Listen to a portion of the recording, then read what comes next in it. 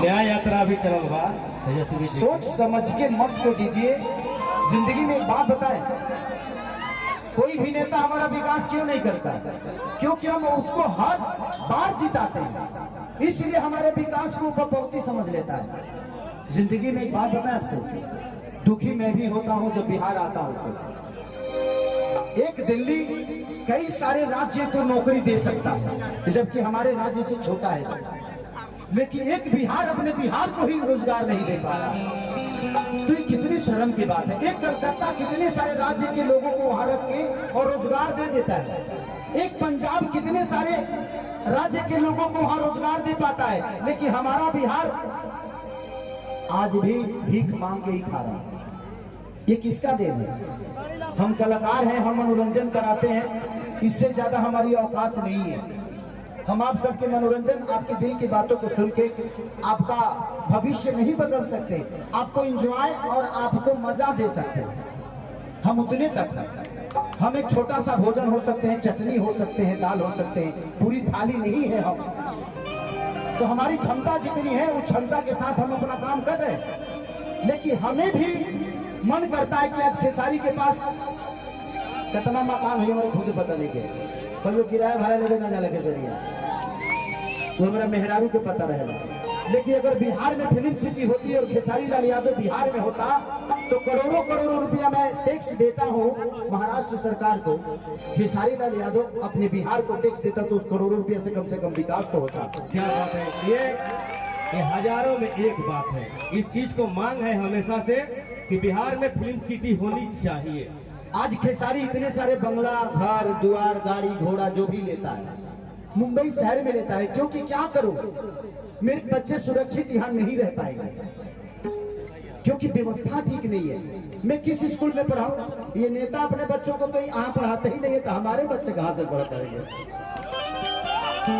मैं यही बातें आज से 2 साल पहले किसी मंच पे बोला था तो मैं बहुत घेरे में आ गया था, लेकिन वो बातें गलत नहीं थी, वो सही थी कि हमारे यहाँ के नेता अपना इलाज कराने के लिए तो बाहर जाते हैं, तो जब वो अपना इलाज के लिए अस्पताल नहीं बनवा पाए तो आप सोच सकते हैं कि आपके इलाज के लिए वो अस्पताल बनवा पाएंगे?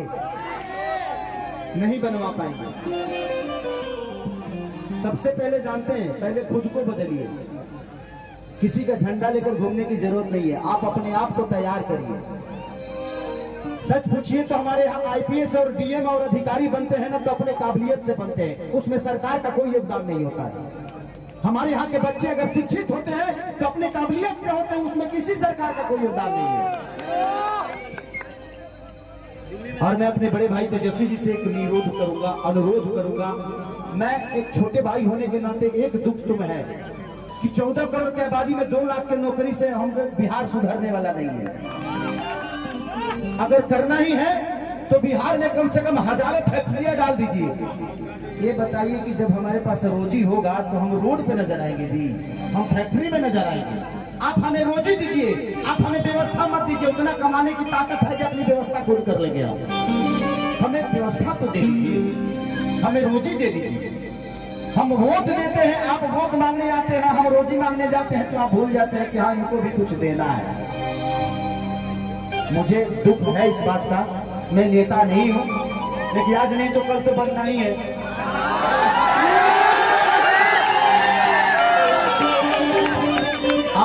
आज नहीं बन रहा हूं क्योंकि मुझे पता है कि व्यवस्था एक खेसारी के बदलने से व्यवस्था नहीं सुधरेगी।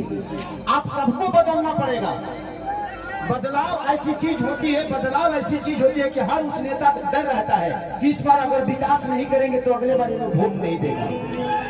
इसलिए हर 5 साल पर बदल दीजिए। जहां जहां बदलाव हुआ है वहां वहां विकास हुआ है। उनके अंदर अपना डर पैदा करिए कि तुम नहीं करेगा मेरे लिए, हम तुम्हारे लिए वोट नहीं देंगे, चाहे वो अपने जात का ही नेता क्यों ना हो, क्योंकि जात पेट नहीं भरता है। आप कमाते हो तब आपके बच्चों का पेट भरता है। इसलिए मैं कह रहा हूं कि देखिए, हम अगर समाज में हैं तो हमें जात से उठ के जो हमारे लिए अच्छा है, आज तेजस्वी जी 17 महीने में जो काम किए तो हमारे लिए वो अच्छा है ना।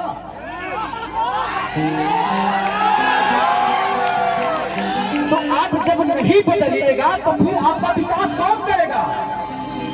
परिवार में जब एक आदमी का विरोध होता है ना तो हर आदमी का माना शुरू कर देता है। तो कोशिश करिए हर साल, अगर तेजस्वी जी काम नहीं कर रहे उनको भी बदल दीजिए, तब जाकर विकास होगा। लेकिन हमें अपने बड़े भाई पे विश्वास है कि वो आएगा तो आग लगा देगा। तो हमें बदलने की जरूरत है। मैं ये नहीं कह रहा हूं कि तेजस्वी जी को आप 20 साल बना के रखिए, नहीं। तेजस्वी जी अगर काम नहीं कर रहे हैं तो उनको भी बदलिए, क्योंकि बदलाव ऐसी चीज होती है कि जीवन में इंसान अपने आप को बदल देता है। क्योंकि हमें विकास चाहिए भाई, हमें जात नहीं चाहिए। जात पेट नहीं भरता है। आज तेजस्वी जी ने नौकरी दिया है तो सिर्फ यादवों को नहीं दिया है, पूरे बिहार के बच्चों को जिनके पास टैलेंट है उनको दिया है। अगर तेजस्वी जी अपने जात को ही प्रमोट करते, अपने बिरादरी को प्रमोट करते, तो इतने सारे लोगों को नौकरी क्यों देते? तो जब वो आदमी अपने जात से हटकर अपना काम कर रहा है तो आपको भी जात से हटना पड़ेगा, और जात से हटकर अपना वोट दीजिए। जिंदगी में सबसे बड़ा अधिकार अगर होता है तो वोट का होता है, और आप नहीं समझिएगा तो आपके बच्चों का भविष्य नहीं बदलेगा। जिंदगी में मैं क्या बोला, इस 17 महीने में जो बड़े भाई तेजस्वी जी ने किया, मुझे पहली बार लगा कि हमारे भाइयों को रोजगार मिलना शुरू हो गया। इससे मैं बहुत खुश हूँ इस बात से। लेकिन मैं 2 लाख से खुश नहीं हूँ। 14 करोड़ की आबादी है हमारे बिहार की, तो मान के चले कि आप 50 लाख भी दे दीजिएगा तब भी उधार नहीं होने वाला है। इससे बेहतर है जो पढ़े हैं वो तो नौकरी ले लेंगे, लेकिन जो नहीं पढ़े हैं उनके लिए तो कम से कम फैक्ट्रियां लगवाइए, ताकि वो भी अपने घर के बच्चों को पाल सके, अपने बच्चों को भविष्य सोच सके। तो दिल से दुआ है उस भाई के लिए कि उस भाई ने कम से कम 2 लाख लोगों को एक रोजगार तो दे दिया।